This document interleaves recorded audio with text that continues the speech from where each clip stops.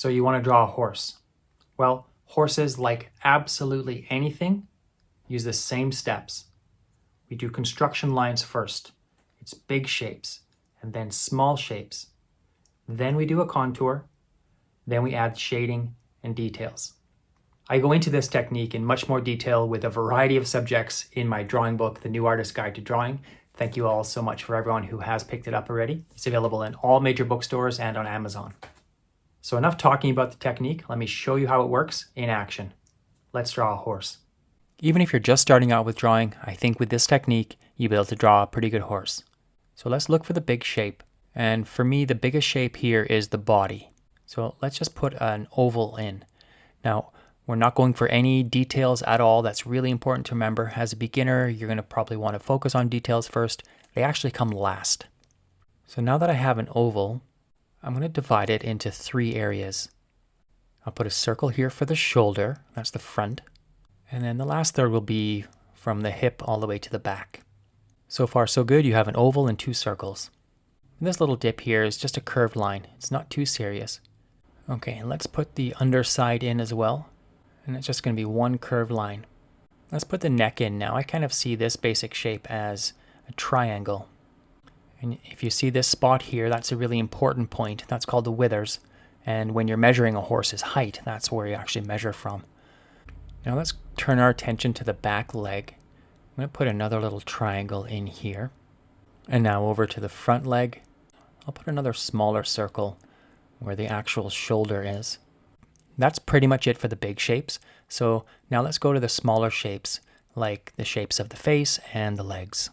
Okay, now to the head.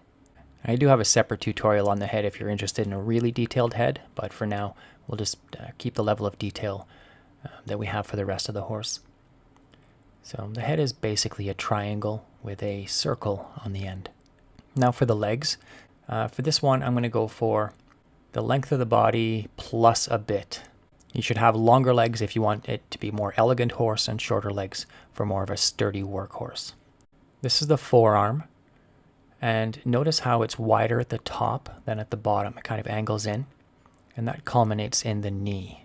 And then you have parallel lines for this part of the leg. This is called the cannon. And then you can draw the hoof, which is actually evolutionarily more like a fingernail. And the hoof kind of sticks out on an angle. And we'll come back to that and clean it up later. Let's work on that other foreleg. And put the knee in. And again, the forearm is wider at the top. And then this part here, the cannon, is just parallel lines. It's fairly skinny. And the hoof. Okay, to the back leg now. Start with this little rectangle here. It's important to remember that horses' legs are not drawn like human legs, so it almost looks like they have an extra knee, but I can explain that. And then straight down, that's the cannon again, and the hoof. And same thing with this other leg. It's wider at the top than at the bottom, and then straight down 2 parallel lines for the cannon and the other hoof. Okay, that's it for the smaller shapes finished. So now let's work on the contour lines. And a contour is basically the line that separates the object from the background. So if you think about a silhouette, you're only seeing the contour line.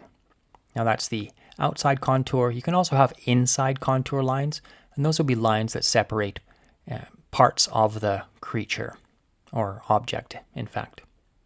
So I'm going to very carefully go around the whole area and try to think about where I want my final lines. This part will take some careful observation if you're working from a photo, and you just really take your time with this. It does take a lot of practice, and you certainly aren't expected to get it right the first time. Just keep continuing around. I'm going to make an adjustment to the rear here.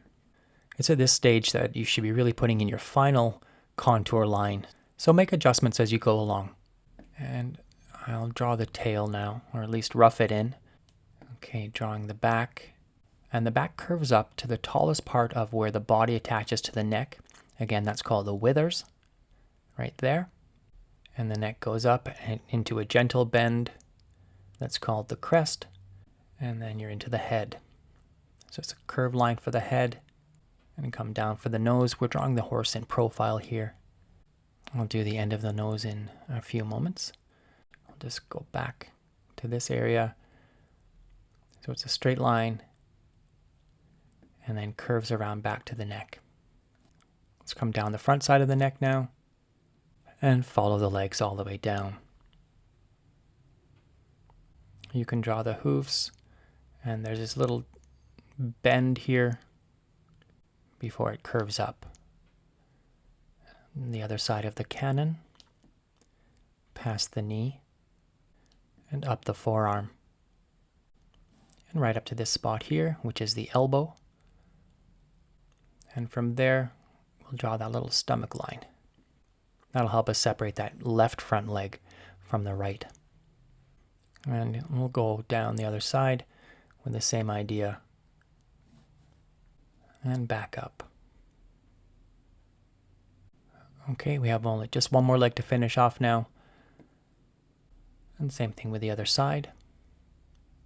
Now let's focus on the eye. It's just a little bit in, about a third of the way down of the head.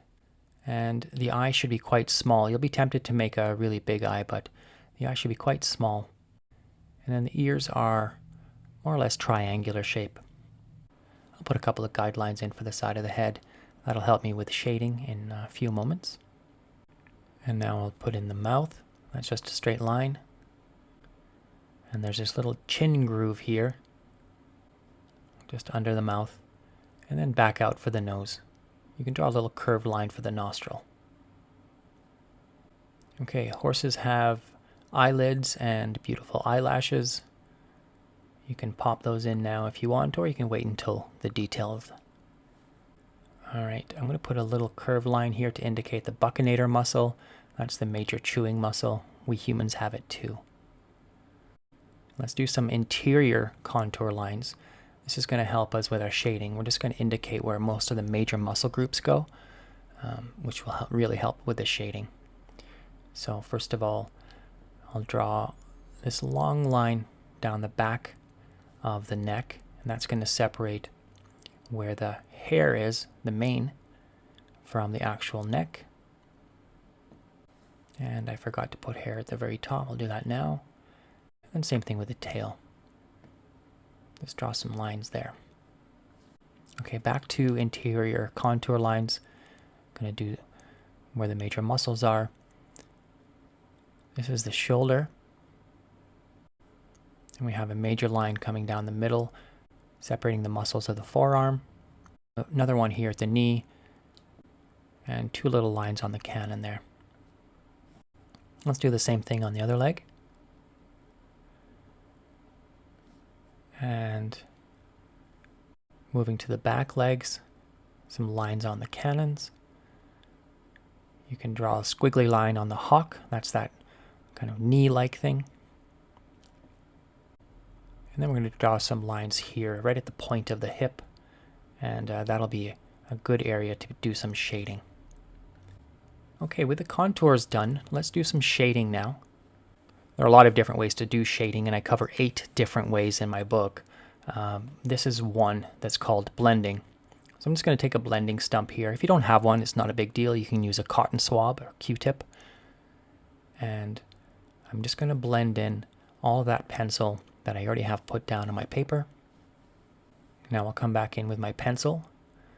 By the way, I'm using an HB Staedtler Mars Lumograph pencil. I really like it because it's black graphite and it's not shiny, it's not gray graphite. Now we'll start shading, just darkening up some areas to try to give this horse some shape. That's the whole point in shading, is to go from a 2D or illustrative look into more of a 3D or realistic look. I'll just shade down the neck, and on the other side of that sternocleidomastoid muscle, on both sides of the buccinator muscle, and along the side of the head, stopping at the muzzle there. Okay, I'll also color in the eye, and darken the interior of the ears and the mane. There's a little bit of darkness around the withers, and then come back down around the shoulder. Okay, let's pop over to the back here and the loin, and just the smallest amount on the croup. Okay, it's going to be quite dark here by the elbow, and that's going to separate the body from that foreleg. And then underneath, bring the shadow up, kind of like a curve, and that will give you some roundness to that torso. Make sure you stop short of the hip, and you can shade right up to the point of the hip there. You can shade down both sides of the legs. Keep the legs that are farther from us darker, and that'll help you show the shadow.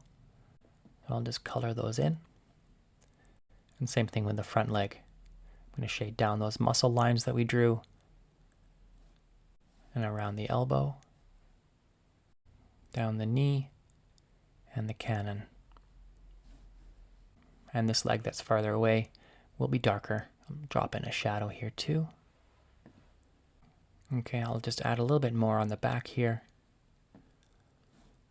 the top of the leg, and on the neck.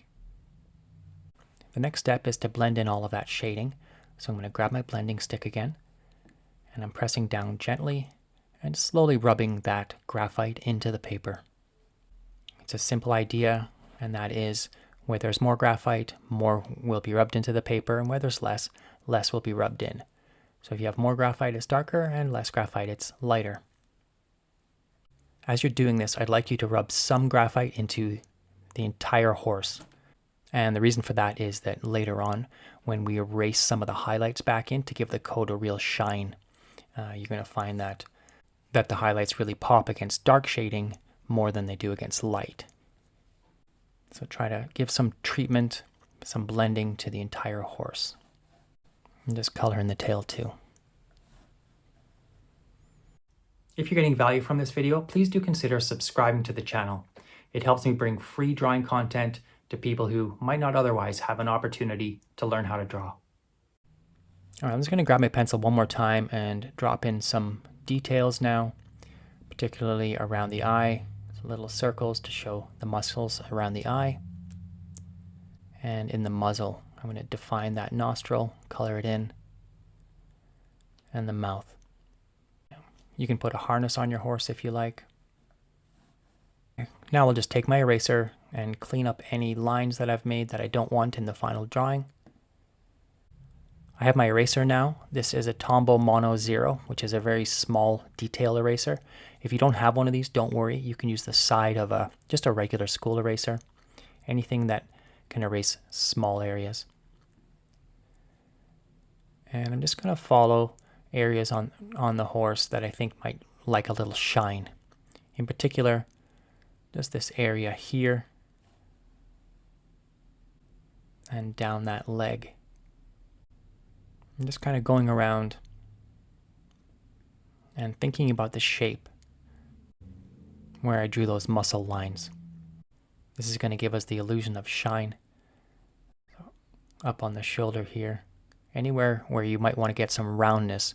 So the idea here is that obviously the highlights are hitting the round areas more. Go down by the neck, and now up the neck, and around the face. I've accidentally erased the end of the nose of the horse, so I'll have to replace that now. That's not a problem. I like to leave these kinds of errors and mistakes in because then you guys can see that even a professional artist makes all kinds of mistakes, and that's all part of it. If you want to get better at drawing, you really do have to become comfortable with making mistakes.